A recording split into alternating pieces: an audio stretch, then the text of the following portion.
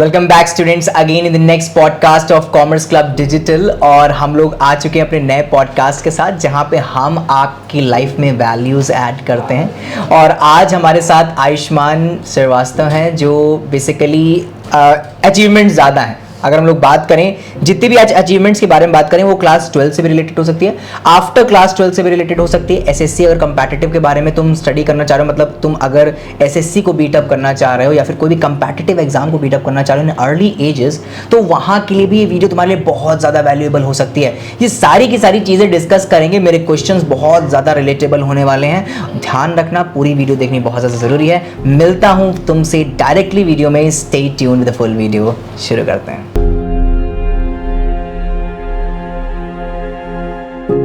Okay Ayushman, तो हम अपने क्वेश्चंस की सीरीज को शुरू करते हैं। सबसे पहले अपना इंट्रोडक्शन दे दो और कुछ अपनी अचीवमेंट बता दो। हमारे जितने भी व्यूअर्स हैं, जितने भी लोग हमारी क्या कहते हैं पॉडकास्ट को चेकआउट करते हैं, सबसे पहले अपनी कुछ अचीवमेंट्स, भले वो छोटी हों बड़ी हों, और शायद उनको पता चल पाए कि क्यों मैंने तुमको यहाँ पे बुलाया, फॉर दैट पर्टिकुलर पर्पस उनको ये चीज़ क्लियर होनी चाहिए। तो अपना इंट्रोडक्शन देना चाहो। Sir thank you so much sir for inviting me on the podcast and myself Ayushman Shrivastava and I am studying in Commerce Club from many years. I think 2 years. 2 साल हो गए हैं। जिनको नहीं पता है तो 2 साल से ज़्यादा हो गया है। 2 साल से ज़्यादा हो गया। बेसिकली आयुष्मान को कॉमर्स क्लब ज्वाइन किए हुए। Yes sir. और कुछ अचीवमेंट्स आप आगे बताएंगे तो उसमें मैं क्या होता। अच्छा, तो बेसिकली आयुष्मान नहीं बता पा रहे तो मैं बता दूं। आई गेस 12th में कितने परसेंटेज गए थे तुम्हारे कॉमर्स विद फिजिकल एजुकेशन था आई गेस? Yes sir. हाँ, कितने परसेंट खींचे थे तुम्हारे? 87.7%। 87.7%। और आई गेस सबसे ज़्यादा स्कोरिंग किस सब्जेक्ट में थी? सर बीएसटी में कितने गए थे? सर 98 मार्क्स गए थे इन बीएसटी। आई गेस वो टर्म 1 और टर्म 2 वाली दिक्कत थी। हाँ यस सर। और स्टिल वैसी कंडीशंस में क्या कहते हैं 98 मार्क्स स्कोर किया। अच्छा, और उसमें इकोनॉमिक्स? सर इकोनॉमिक्स में थोड़ा मतलब वो अकाउंटेंसी में था सर 88 गया था। Yes sir. और अगर मैं पूछूं तो अभी तुमने रिसेंटली 12th के बाद कितने, बेसिकली 1 साल हुआ है 12th पार हुए?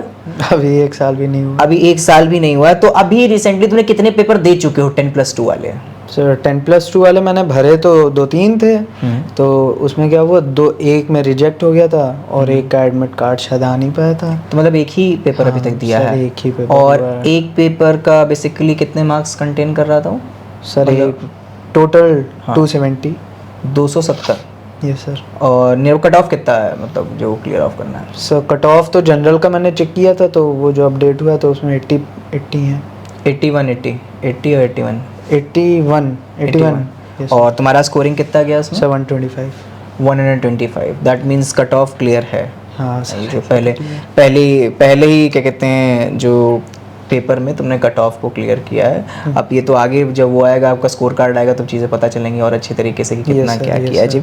अच्छा, जितने भी बच्चे हैं, जैसे मान के चलो तुमने अकाउंटेंसी में अच्छी स्कोरिंग करी, बीएसटी में अच्छी स्कोरिंग करी, थोड़ा सा एक को गड़बड़ा आ गया, आफ्टर 12th भी तुमने क्वान्टिटेटिव एप्टीट्यूड हो गया, रीजनिंग हो गया, इन सब चीज़ों में प्रिपरेशन शुरू करी। मैं एक एक करके लाइन पे लेता हूँ। सबसे पहले मैं 12th वाले बच्चों की क्वेरी पूरी करता हूँ। ठीक है।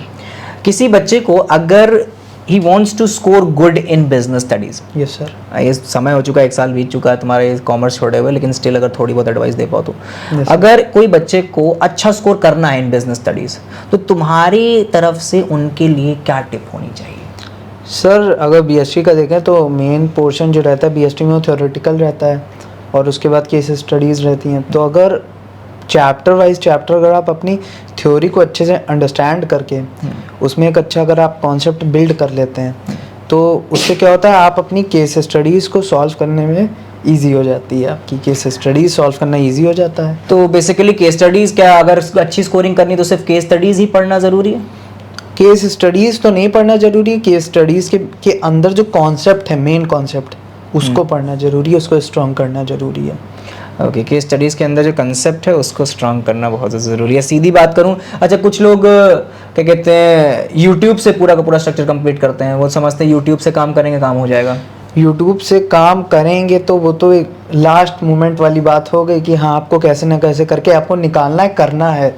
लेकिन अगर आप चाहते हैं कि आप अच्छा स्कोर करें तो जो आपका जो थ्योरेटिकल पोर्शन है चैप्टर्स का उन पे आप फोकस करिए, चैप्टर रीडिंग पे ज़्यादा फोकस करिए, बार बार उसको रीड करिए, थॉरो रीड करिए, तो उससे आपके कॉन्सेप्ट आप ये बहुत ज़्यादा ज़रूरी है। कुछ बच्चों को समझते हैं कि आखिरी में बीएसटी है तो उसको आखिरी में रीड कर लिया जाएगा, यूट्यूब पे प्लेलिस्ट छांट ली जाएगी, और वो बेसिकली वो यूट्यूब वाले ये क्वेश्चन नहीं पढ़े तो आपका पेपर बेकार हो जाएगा, ये आखिरी में देख जरूर जाना, और ये 20 मिनट बहुत क्रूशियल।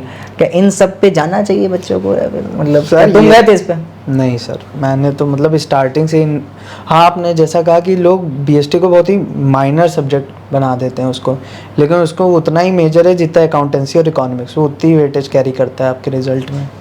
अकाउंटेंसी को लेके तुम क्या वो देना चाहोगे? Sir accountancy is totally about कि प्रैक्टिस करो, बस कॉन्सेप्ट बिल्ड करो, प्रैक्टिस कर करके जितनी प्रैक्टिस बहुत अच्छी चीज़ है स्टूडेंट्स जो आपने यहाँ पे देखी कि प्रैक्टिस बहुत ज़्यादा ज़रूरत है, और बच्चे प्रैक्टिस ही नहीं करते हैं। Yes. और एक चीज़ देखी गई कि पूरा साल कॉमर्स का बच्चा क्या पूरा साल अकाउंटेंसी लगाता है, हाँ, और सबसे बेकार अकाउंटेंसी में आते हैं। उसका मतलब कैलकुलेशन पार्ट वाला कैलकुलेट कर वो कंसेप्ट ही नहीं समझ आ रहे हैं, टर्मोलॉजी से नहीं समझ आ रही है, कुछ समझ ही नहीं आ रहा है। क्या तुम्हारे साथ भी ऐसी कुछ चीज़ घटित हुई थी? आई गेस टर्म 1 में थोड़ा बहुत निराशा तुमको भी मिली थी। हाँ, थोड़ी सी रही थी। टर्म 1 में निराशा तुमको भी मिली थी, लेकिन उसके बाद ओवरकम किस तरीके से किया? मतलब ओवरकम क्या, मतलब बेसिकली स्ट्रक्चर जो एक तो मेजर पोर्शन में ये कहूँगा कि जिस तरीके से आप मतलब एक बार अगर डाउनफॉल हुआ है तो आप बिल्कुल चाहेंगे कि हम उससे मतलब उसको ओवरकम, गलतियों को सुधारें। टर्म 1 में क्या था कि एमसीक्यू पोर्शन ज़्यादा था, तो उसमें मतलब थ्योरेटिकल पोर्शन पे ज़्यादा फोकस हुआ। आया भी थ्योरेटिकल, ऐसा नहीं है, अच्छा खासा पोर्शन है, लेकिन कैलकुलेशन पोर्शन पे कम ध्यान दिया।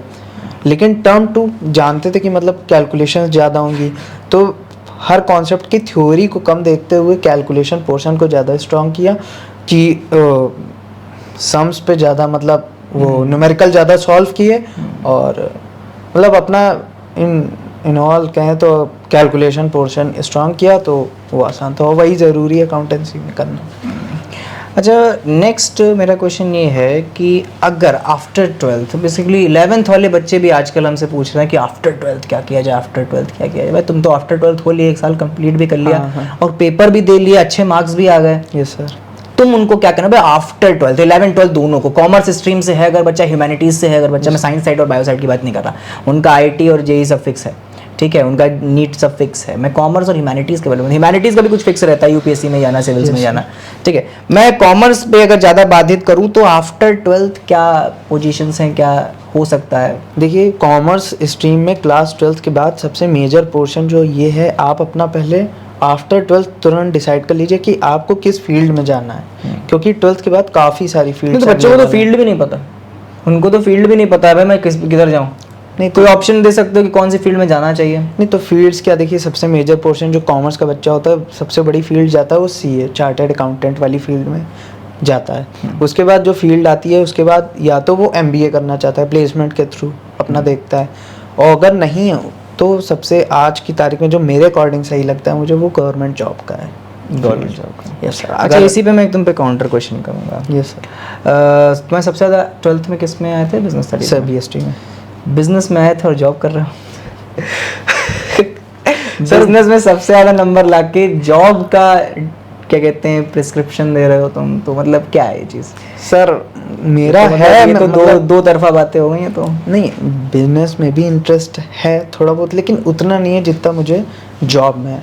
मुझे मेरा जो पर्सनल है वो गवर्नमेंट जॉब में मुझे ज़्यादा। देखिए स्टूडेंट्स, यहाँ पे आप एक बहुत अच्छी चीज़ समझ सकते हैं कि 2 तरीके के लोग होते हैं। अब 2 ही तरीके के हैं ये तो मेरे को नहीं पता, और भी वैरायटी हो सकती है, लेकिन यहाँ पे तो मैं 2 तरीकों की बात करूंगा। एक जो प्रैक्टिकलिटी में बहुत ज़्यादा स्मार्ट होते हैं, जो जिनके मतलब नंबर्स नहीं आ रहे हैं लेकिन प्रैक्टिकलिटी बहुत अच्छी कर रहे हैं, और दूसरा जिनके नंबर्स आ रहे हैं लेकिन प्रैक्टिकलिटी में नहीं है, उनको जॉब करना है, सेम लाइक एज स्मार्ट, ठीक है। तो मेन क्या है, ये प्रैक्टिकलिटी में उतना ज्यादा नहीं है, लेकिन हाँ ये नंबर स्कोरिंग अच्छी तरीके से कर लेता है, कंसेप्ट ग्रैब कर लेता है। तो ये 2 प्रोस्पेक्ट, आपको ये चीज समझनी पड़ेगी कि आप कौन से पर्टिकुलर प्रोस्पेक्ट में फिट बैठ रहे हो, ठीक है। जैसे तुम प्रैक्टिकलिटी में ज्यादा घुसना नहीं चाहते हो, एक ईज ऑफ लाइफ चाहते हो जहां पे कोई दिक्कत ना हो, I guess. Yes sir. Job की क्या कहते हैं ईज भरी लाइफ, तुमको कहते हैं बिजनेस की मगजमारी से दूर रहना है। हाँ वो तो शुरुआत में कुछ शुरू भी किया था आई गेस, घर के बिजनेस को थोड़ा सा आगे बढ़ाने की कोशिश की। हाँ, मैंने थोड़ा इंटरेस्ट लिया था स्टार्टिंग आफ्टर 12th। मैंने सोचा था कि मतलब थोड़ा फ्री टाइम है, देखते हैं, इंटरेस्ट लिया था, आया भी था, लेकिन हाँ वो चीज़ मुझे तभी समझ आ गई राइट टाइम पे कि हाँ मतलब अगर इससे हट के भी अगर कुछ देखते हैं, क्योंकि ये तो मैं तो ये जानता हूँ जॉब के बाद इसको कैरी फॉरवर्ड कर सकते हैं बिजनेस को, लेकिन उसके बाद जॉब कैरी फॉरवर्ड नहीं कर सकते। लेकिन उसके बाद आप सोचें अगर 4 साल आप बिजनेस को देके फिर सोचें आप वो जॉब के लिए करें, वो बहुत ही टफ हो जाता है, टफ नहीं, नामुमकिन हो जाता नामुमकिन हो जाता है। है। मेन टारगेट क्या है फिर तुम्हारा आगे फ्यूचर? सर मेन टारगेट है मेरा बैंक का। बैंकिंग का? यस। बैंकिंग मेन टारगेट है। अप्रॉक्स मतलब कौन सी पोस्ट, या फिर लोअर से भी शुरू कर सकते हो? सर नहीं, लोअर से नहीं, पीओ देन मैनेजर। अगर मैनेजर तो पहला है, लेकिन अगर डायरेक्ट मैनेजर नहीं तो उससे नीचे तो पीओ का हो ही जाए। PO, okay. अच्छा, एक छोटा सा टिप अगर तुम देना चाहो आफ्टर जो अभी क्लास 12th पार किए हैं बच्चे, भटके हुए हैं जो बिल्कुल। सर आफ्टर 12th के बाद भटकना तो होता ही है, बहुत भटकते हैं, और अगर आपको भटकने से बचना है तो बस आप अपना फिर से वही चीज़ कि आप अपना टारगेट फिक्स कर लीजिए, एम फिक्स कर लीजिए आपको करना क्या है, और बस उसके पीछे आफ्टर 12th तुरंत लग जाइए। जो अभी तुमने MTS को क्रॉस किया, MTS से कट ऑफ क्लियर किया है, तो MTS में मतलब कैजुअली दिया था या फिर थॉली रख के? सर कैजुअली दिया था क्योंकि प्रिपरेशन चल रही थी, तो मतलब मैं प्रिपरेशन तो मैं ही करा रहा हूँ, तो मेरे को पता है तो मेरे को पता है कि आधी अधूरी गई थी। हाँ। लेकिन स्टिल कहते कट ऑफ क्लियर हो तो मतलब कैजुअली पेपर दे के आए हो, Yes, sir. तो मतलब कैजुअली भी पेपर निकाला जा सकता है, ऐसी हाँ। कोई बहुत बड़ी बात नहीं और है। क्या। ओके। एक चीज़ और, कॉलेज बायसनेस बच्चों में बहुत ज़्यादा है कि मतलब कॉलेज का स्ट्रक्चर बहुत ज़्यादा है, बच्चे समझते कॉलेज चाहिए, अच्छा कॉलेज चाहिए, ये चाहिए वो चाहिए। आफ्टर 12th तुमने कौन सा कॉलेज चूज़ किया? सर मेरा तो कॉलेज गवर्नमेंट ही है जो सीताईपुर में है। GDC? Yes sir. और जो बाकी बच्चे LU जा रहे हैं, DU जा रहे हैं, BHU जा रहे हैं और LPU जा रहे हैं, सर वहाँ पे आप जा सकते हैं, क्योंकि अगर आप अपनी ग्रेजुएशन को ज़्यादा वो देना चाहते हैं तो आप बिल्कुल बाहर जा सकते हैं। अगर आप अपनी मतलब मेन एम को लेके सीरियस नहीं है अभी, सोच रहे हैं कि हम ग्रेजुएशन के बाद चीज़ें कर लें, आफ्टर ग्रेजुएशन ही हम कोचिंग करेंगे, तो मतलब कॉलेज लाइफ कभी फील नहीं करने का मन किया, मतलब कॉलेज लाइफ एंजॉय की जाए? हमें नहीं इतना इंटरेस्ट था और कि तुम्हारे बाहर। friends? सर फ्रेंड्स क्या मेजॉरिटी बाहर गया। मेजॉरिटी बाहर गया, कभी मन नहीं किया तुम भी जाओ? सर जाने का मन तो नहीं है, क्योंकि बाहर कितनी चकाचौंध से गए नहीं कि जाने नहीं दिया गया? हाँ गए, दोनों चीज़ें थी, कुछ मेरा भी मन था और कुछ जाने भी नहीं दिया गया, क्योंकि वही चीज़ है कि अपने मेन गोल के ऊपर काम करो। 12th के बाद आफ्टर बस बाहर भटकने से क्या फायदा। ओके, तो मतलब अगर कोई बच्चा LU से क्या कहते हैं ग्रेजुएशन कर रहा है और एक गवर्नमेंट कॉलेज से कर रहा है, Yes, sir. मैं हरदोई वाली बात नहीं कर रहा, मैं पैसे दे के जो कहते पास करवा लेते मैं उनकी बात नहीं कर रहा, लेकिन मैं बात कर रहा हूँ जो जेन्युइन पेपर दे रहे हैं, यस सर, जो वो दे रहे हैं और जो लखनऊ में दे रहे हैं, अलग अलग यूनिवर्सिटीज़ में दे रहे हैं, क्या is there any difference in it? No sir, कोई डिफरेंस नहीं होता सर। आई गेस तुम्हारा कॉलेज में भी रैंक आया है? Yes sir. कितना? सेकेंड। काफ़ी ज़्यादा अचीवमेंट है। मैंने कहा था ना तुम लोगों से कि मैं जब बनाऊंगा पॉडकास्ट तो तुमको ये चीज़ बताऊंगा कि काफ़ी ज़्यादा अचीवमेंट्स हैं। तो कॉलेज में सेकंड रैंकिंग, फर्स्ट छिन गया, वो भी खैर हमारी स्टूडेंट थी जिससे फर्स्ट छिना इनका, ठीक है। फर्स्ट सेकंड थर्ड तीनों कॉलेज में हमारी रैंकिंग गई, ठीक है। तो मतलब एक तरीके से देखा जाए तो कॉलेज में भी सेकंड आ गए और वो भी कट ऑफ भी क्लियर कर गया SSC का, और उसके बाद 12th में भी अच्छे परसेंटेज 87 लेके आ गए। तो जीवन में कोई दिक्कत नहीं रह गई अब। कहते तो अभी क्या मतलब जीवन में दुख क्या मतलब, अभी तो इनिशियल स्टेज है, तो अभी लॉन्ग वे टू गो है, और अभी तो बहुत कुछ बाकी है। कॉलेज अगला, वैसे जो मेरा अगला क्वेश्चन है बेसिकली लास्ट क्वेश्चन जो मेरा होने वाला है, और इसके बाद एक क्वेश्चन जो यूनिवर्सली मैं सबसे पूछूंगा ज़रूर, ठीक है। सबसे मतलब अगर कॉलेज रेगुलरिटी में देखा जाए, यस सर, तो कितना कॉलेज गए हो बेसिकली पूरा? सर एक सेमेस्टर 6 महीने का होता है, 6 महीने में शायद एक आध हफ्ता, और कुछ रेगुलर भी गए होंगे। हाँ, तो जो रेगुलर जा रहे हैं उनका भी CGPA नहीं बन पा रहा है, तुम्हारा CGPA बन गया, तो मतलब रेगुलरिटी होना ज़रूरी नहीं है। आई गेस स्कूल का भी यही हाल था। हाँ, तो एक चीज़ देखने वाली भाई, डिस्टेंस लर्निंग, जैसे पहले सर के साथ भी पॉडकास्ट हुआ था, तो टीचर्स कभी प्रमोट नहीं करेंगे इस चीज़ को, और लेकिन स्टूडेंट के बिहाव पे डिपेंड करता है आप पे कि आप किस तरीके से उस चीज़ को ऑप्ट कर रहे हैं। जिन लोगों के लिए सूटेबल है डिस्टेंस लर्निंग, जैसे लाइक आयुष्मान, उसने 12th में भी करके दिखाया, 12th के बाद कॉलेज में भी करके दिखाया, कंपैटिटिव भी करके दिखाया, तो यहाँ पे डिस्टेंस लर्निंग प्रमोट होती है।